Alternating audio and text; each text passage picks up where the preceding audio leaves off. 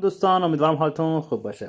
با مکالمه مقدماتی درس 5 در خدمتتون هستم. میگه که هی جک، ببینید هی پس میشه سلام تا حالت غیر رسمی. هی جک، سلام جک. How were your classes? How were your classes this semester? که شما با لهجه آمریکایی میگید How were your classes this semester? این ترم کلاسات چطور بودن؟ بچه کلمه ترم بریتیشه، بریتانیایی، آمریکایی هست که سمستر استفاده میکنن. کلاسات این ترم چطور بودن؟ حالا دوستش میگه که They were not too bad.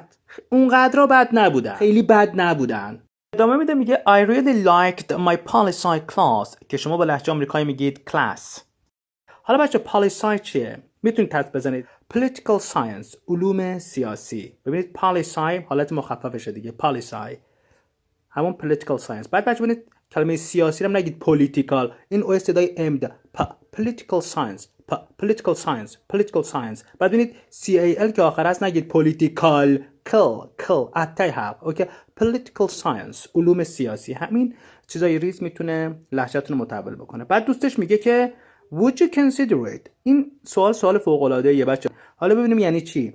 Would you consider it your favorite class؟ شما با لهجه آمریکایی میگید your favorite class. consider میشه در نظر گرفتن. ما نمیتونیم بگیم که آیا اون کلاس رو کلاس مورد علاقت در نظر میگیری، اصلا معنا نمیده. کلا میگیم که آیا از نظرت اون کلاس مورد علاقته؟ اینم میاد اینطور جواب میده، میگه I don't know if. بچه if اینجا به معنی اگر نیست، آیا هست. I don't know if میشه نمیدونم آیا.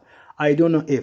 I don't know if I would call it my favorite که با لهجه آمریکایی میگیم call it. اینم قشنگه، میگه نمیدونم که مورد علاقم میتونم خطابش بکنم یا نه. یعنی منظورش اینه که دوستش دارم اما نمیتونم بگم درس مورد علاقمه. اوکی، یعنی هنوز به شک هستش. مثلا من میگم که از کریستیانو رونالدو تعریف میکنم، میگم کریستیانو رونالدو plays very well. بعد شما این سوال از من میپرسید، میگید would you consider him او را your favorite player؟ من میگم که I don't know if، چون با خودم یه لحظه یه کلمه بازیکن خوب دیگه هم تو ذهنم لود میشه. اوکی، میگم خب لواندوفسکی هست، مسی هست، نمیدونم جک گریلیش هست، یه کلمه بازیکن خوب میاد تو ذهنم. بعد میگم نمیدونم که آیا میتونم اونو بازیکن مورد علاقه‌ام خطاب بکنم یا نه. But he ranks up there.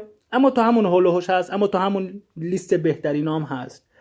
اینجا هم دوستش میاد میگه but it ranks up there، یعنی جز لیست بهترین درسام، اما نمیتونم بگم درس مورد علاقه‌ام یا نه. بعد ادامه میده دوستش میگه what class was your favorite then؟ بچه then میشه سپس. کلا میگه خب پس کلاس مورد علاقت چی بود؟ که با لهجه آمریکایی میشه what class was your favorite then؟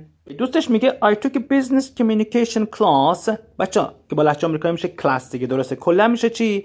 من یک کلاس ارتباطات تجاری برداشتم. communication بچه میشه ارتباطات. اوکی، بیزنس هم که دیگه مشخص میشه تجارت. بچه نگید بیزینس ها، بیزنس اون آی صدا نداره، نوشته شده فقط. پس کلا میشه بیزنس کمیونیکیشن، ارتباطات تجاری. last year که شما میگید last year، سال گذشته من کلاس ارتباطات تجاری برداشتم and it was terrific. terrific میشه فوق العاده بچه، با ترافیک اشتباه نگیرید، terrific.